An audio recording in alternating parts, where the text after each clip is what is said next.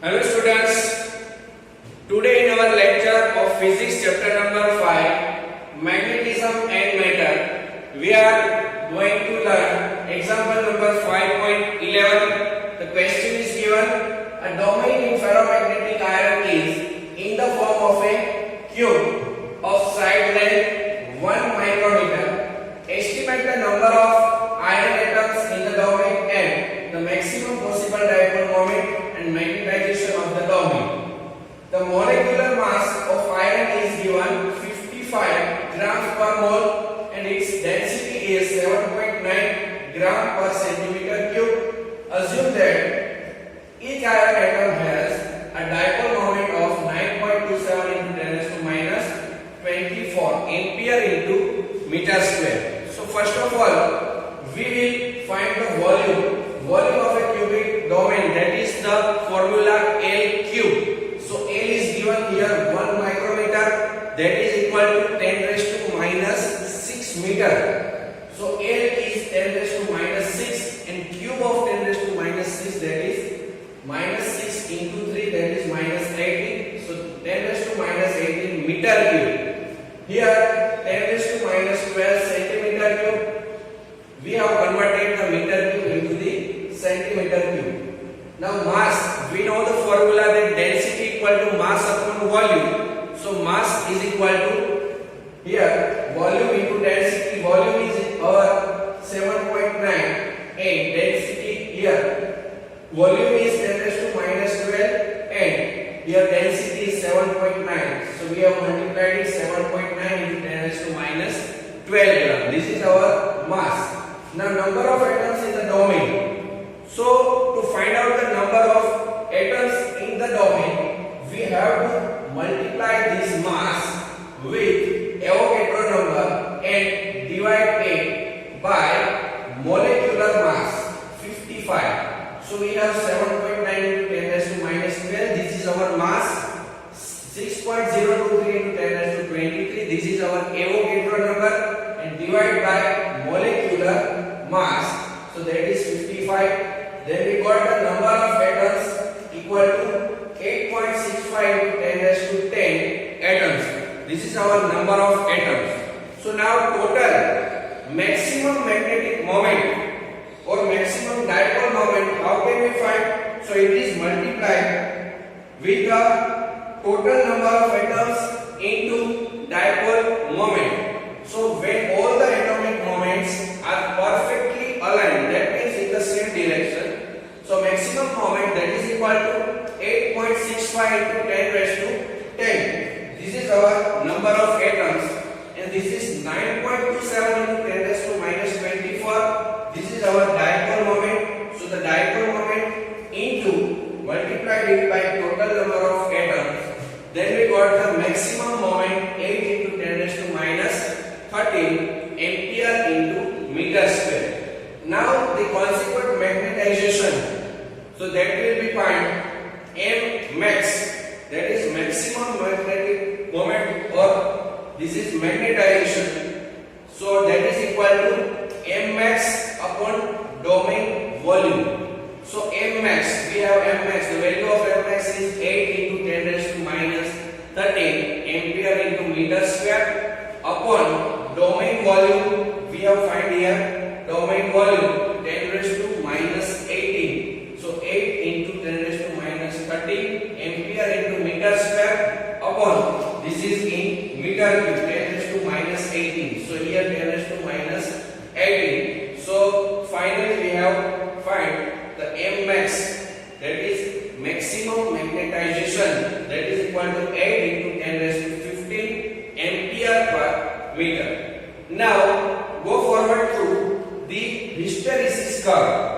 This is called hysteresis curve. It gives us the relation between magnetic field versus magnetic intensity, B versus H. So H is in the X direction and B is in Y direction. So to draw this curve, we have to put a ferromagnetic material into the solenoid. Initially, the material is totally demagnetized.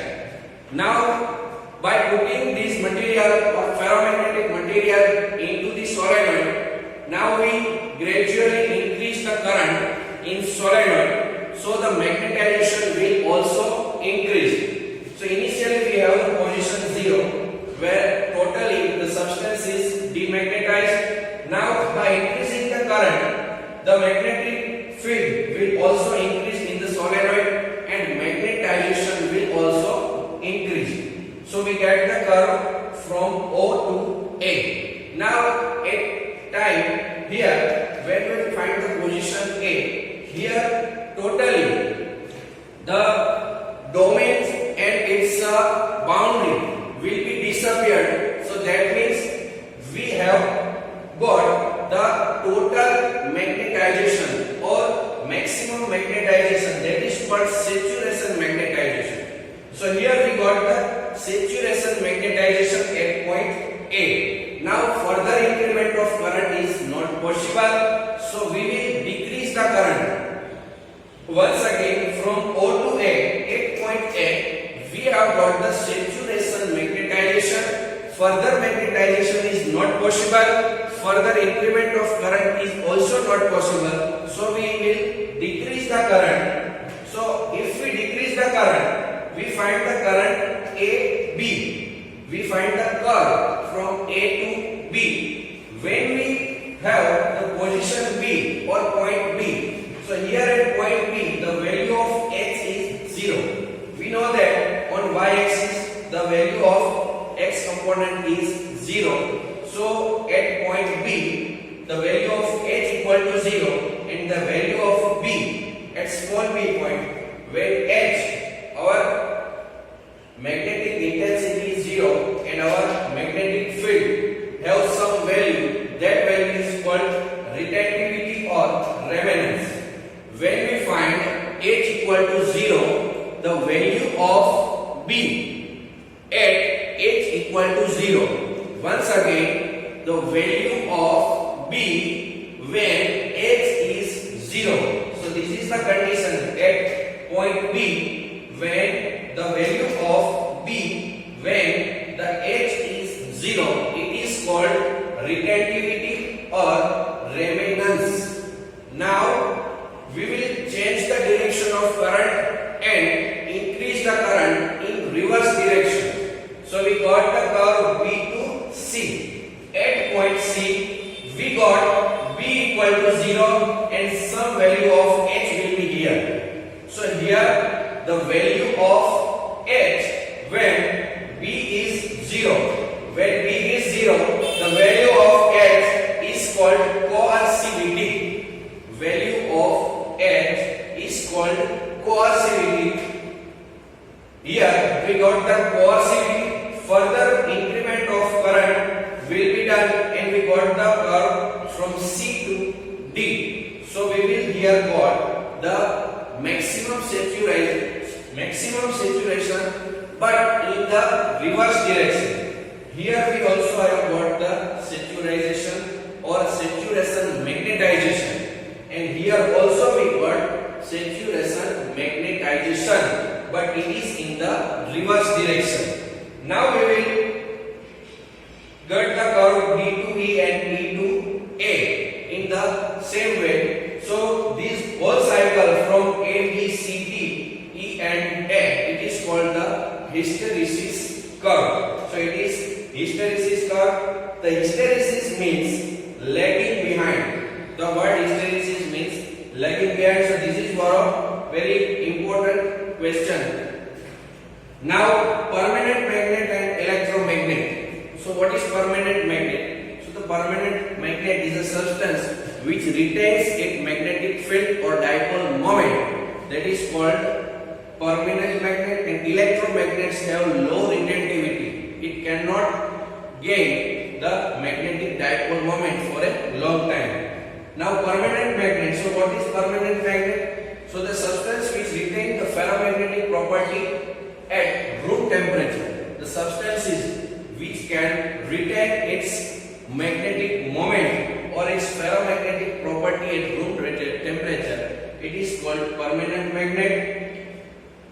We can make the permanent magnet in many ways. The first way is hold the rod in north and south direction.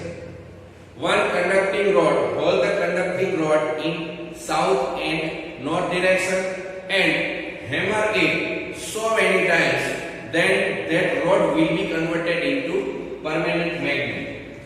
The second way is stroke the steel rod in one direction.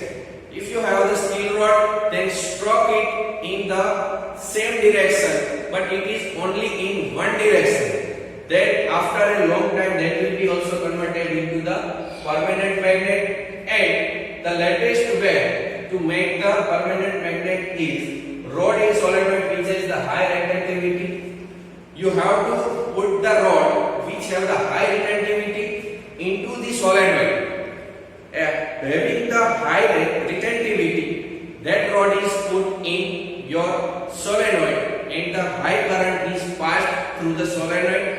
Then the material which is inside the solenoid, that will be converted into permanent magnet. When you remove the current in the solenoid, but the material which is inside the solenoid, that will not remove its magnetic moment, that will be converted into permanent magnet.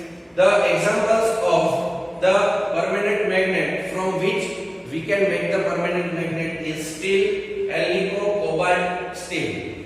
For these are the examples from which we can make the permanent magnet: steel, alnico and cobalt steel, and there are so many other materials are there. Now, core of electromagnet are made up from materials having the high permeability and low retentivity. Electromagnet is the magnet, but it is for a very short span of time. So, to make the electromagnet, we have to choose the material which has low retentivity. It is totally different, totally opposite from the permanent magnet. The material from which the permanent magnet is to be made, that have to the high retentivity. The material having high retentivity is used for permanent magnet, and the material which has the low retentivity, it is used for making the electromagnets. Here, core of electromagnets made up from material having the high permeability and low retentivity. So here hysteresis curve. Here the hysteresis curve is given. If the hysteresis curve is thin, that means the energy dissipation is small in that material. Uses of electromagnets are in electric bells, loudspeakers, telephone, diaphragms. Giant electromagnets are also used in cranes. Thank you.